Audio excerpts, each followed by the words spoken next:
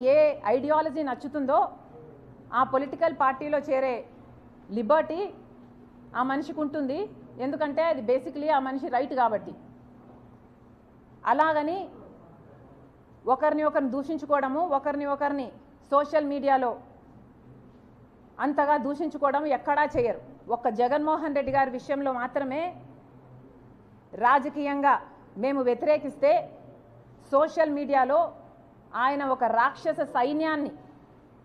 రాక్షస సైన్యాన్నే పెట్టి వేల మందిని ఎంప్లాయ్ చేసుకొని రాజశేఖర రెడ్డి బిడ్డ అనే ఇంగితం లేకుండా, మీకోసం పాదయాత్ర చేశానని లేకుండా, పాదయాత్ర చేసినప్పుడు నేను షర్మిలారెడ్డినే, కానీ ఇప్పుడు మీతో విభేదించాను కాబట్టి నన్ను, నా క్యారెక్టర్ని, నా పుట్టుకను, నా పేరును ఇలా ఎన్ని విధాలు వీలైతే అన్ని విధాలు నాశనం చేయడానికి చూసింది ఒక్క జగన్మోహన్ రెడ్డి గారు మాత్రమే.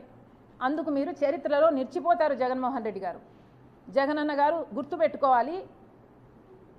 ఒక చెల్లెలుగా చెప్తున్నాను, మీరు దీనికి చరిత్రలో నిలిచిపోతారు.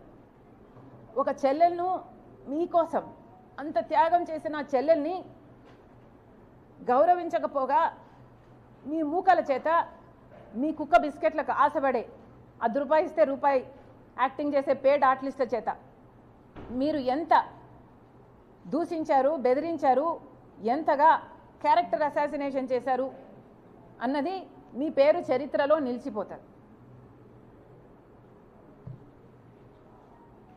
ఇంకా అన్నారు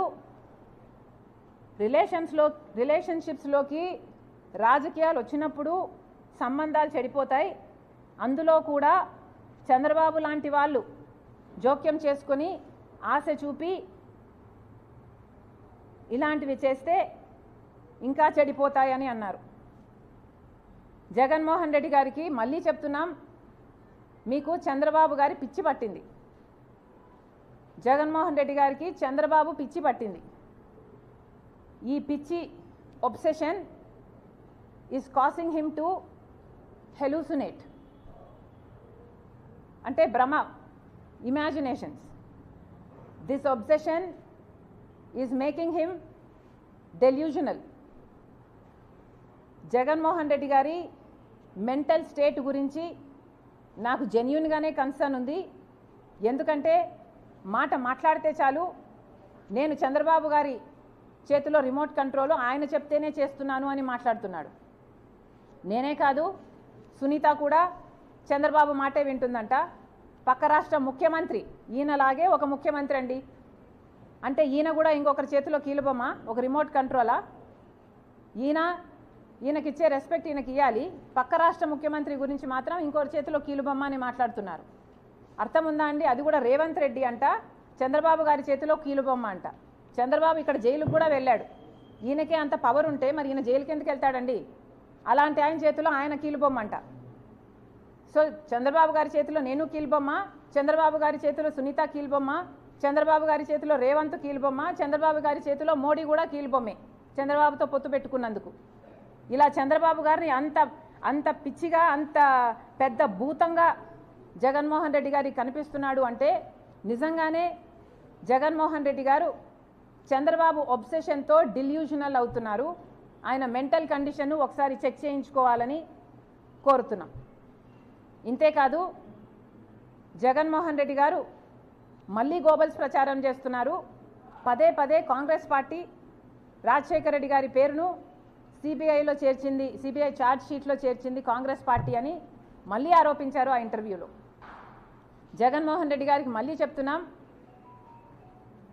అది చెప్పకముందు ఇంకొక విషయం కూడా గుర్తు చేస్తున్నాం. మీ గోబల్స్ ప్రచారానికి మీకు ఏమాత్రం విలువలు ఉన్నాయి అని, విలువలు, విశ్వసనీయత చాలా ఉన్నాయని మీరు చెప్పుకుంటారు కదా, అసలు మీకు ఏ విలువలు ఉన్నాయో ఈ ప్రశ్నలకు సమాధానం చెప్పండి. రాజశేఖర రెడ్డి గారు చనిపోతే రిలయన్స్ హస్తం ఉంది ఆ చాపర్ క్రాష్లో అని చెప్పినవాడు జగన్మోహన్ రెడ్డి గారు కాదా? ఈయన మాట చెప్తే రిలయన్స్ సంస్థలని ఎంతమంది ధ్వంసం చేయడం నిజం కాదా? వాళ్ళ మీద ఈ రోజుల వరకు కూడా కేసులున్నాయి. కానీ అదే రిలయన్స్ వాళ్లకు జగన్మోహన్ రెడ్డి గారు ముఖ్యమంత్రి అయిన తర్వాత రాజ్యసభ మెంబర్షిప్ కూడా ఇచ్చారు. మరి జగన్మోహన్ రెడ్డి గారికి ఏ విలువలు ఉన్నట్టు? అప్పుడు అది సూట్ అయింది కాబట్టి అట్లా మాట్లాడతారు, ఇప్పుడు ఇది సూట్ అయింది కాబట్టి ఇట్లా చేస్తారా? మీరేనా విలువల గురించి మాట్లాడేది? ఏ విలువలు ఉన్నాయండి మీకు? రిలయన్స్ వాళ్ళు కారణమని చెప్పిన మీరు మళ్ళీ రిలయన్స్ వాళ్ళకి పదవులు ఇస్తారు, మీకు విలువలు ఉన్నాయనుకోవాలా? వివేకానంద రెడ్డి గారి హత్య విషయంలో సిబిఐ ఎంక్వైరీ కోరింది జగన్మోహన్ రెడ్డి గారు ముఖ్యమంత్రి కాకముందు. ముఖ్యమంత్రి అయిన తర్వాత వద్దని చెప్పింది జగన్మోహన్ రెడ్డి గారు. అంటే మీరు ఎక్కడ ఎట్లా ఏ కన్వీనియన్స్ ఉంటే అట్లా మాట్లాడతారు. మీరా విలువల గురించి మాట్లాడేది? మీకు విలువలు ఉంటే ఒక మాట మీద నిలబడాలన్న విలువ మీకు లేదా? అలాగే రాజశేఖర రెడ్డి గారి విషయం, రాజశేఖర రెడ్డి గారి పేరును ఛార్జ్ షీట్లో చేర్చడం కాంగ్రెస్ పని అని చెప్తున్నారు. మళ్ళీ చెప్తున్నాం, కాంగ్రెస్ పార్టీ చెయ్యలేదు, ఇది మీకు కూడా తెలుసు. మీరు గోబల్స్ ప్రచారం చేస్తున్నారు. కాంగ్రెస్ పార్టీ చెయ్యలేదు. సిబిఐ ఎఫ్ఐఆర్లో కూడా రాజశేఖర రెడ్డి గారి పేరు లేకపోతే కొనుగోలు సుధాకర్ అనేవాడు 3 కోట్ల చుట్టూ తిరిగి, సిబిఐ కోర్టు, హైకోర్టు, సుప్రీంకోర్టు 3 కోట్ల చుట్టూ తిరిగి రాజశేఖర రెడ్డి గారి పేరుని సిబిఐ ఛార్జ్ షీట్లో పెట్టాలి అంటూ 3 కోట్ల చుట్టూ తిరిగాడు. అందుకు మెచ్చి మీరు ఆయనకు ఏఏజీ పదవిని మీరు ముఖ్యమంత్రి అయిన 6 రోజుల్లోనే ఇచ్చారు. ఎవరిని బుకాయించడానికి ప్రయత్నిస్తారు?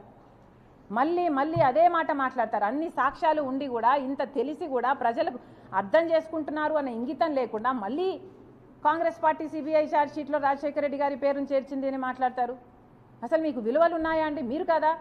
సొంత తండ్రి పేరుని ఛార్జ్ షీట్లో చేర్పించింది మీరు కాదా? మీరు కేసుల్లో బయటపడడం అసాధ్యం అని కదా మీరు చేశారు ఈ పని. మీరు ఆ విలువల గురించి మాట్లాడేది? ఒక కొడుకుగా మీకున్న విలువలు ఏమిటండి? తండ్రి పేరుని ఛార్జ్ షీట్లో చేర్పించమని ఒక మనిషిని పెట్టుకొని ఆ మనిషి చేత ఆ పని చేపించి తీరా ఆ మనిషికి మళ్ళీ మీరు ఏఏజీ పదవిని ఇస్తారు. మీకు ఏ సంబంధం లేకపోతే ఒక మనిషి మీ తండ్రి పేరుని ఛార్జ్ షీట్లో చేర్చిన వ్యక్తికి మీరు ఏఏజీ పదవిని ఇస్తారా? ఎందుకు బుకాయిస్తున్నారు? మీకు ఎక్కడ విలువలు ఉన్నాయి? కొడుకు అన్న స్థానం, కొడుకు అన్న విలువ, అసలు మీకు కొడుకు అని చెప్పుకోవడానికి సిగ్గుగా లేదా? రాజశేఖర రెడ్డి గారి కొడుకు అని ఆయన పేరు ఛార్జ్ షీట్లో పెట్టించింది మీరు కాదా? ఇంత దారుణంగా దిగజారి రాజకీయాలు చేయడం ఇదే చూద్దాం. మళ్ళీ చెప్తున్నాం, విలువలు, విశ్వసనీయత ఇలాంటి పెద్ద పెద్ద మాటలు మాట్లాడతారు మీరు. అసలు మీకు ఏ విశ్వసనీయత ఉంది?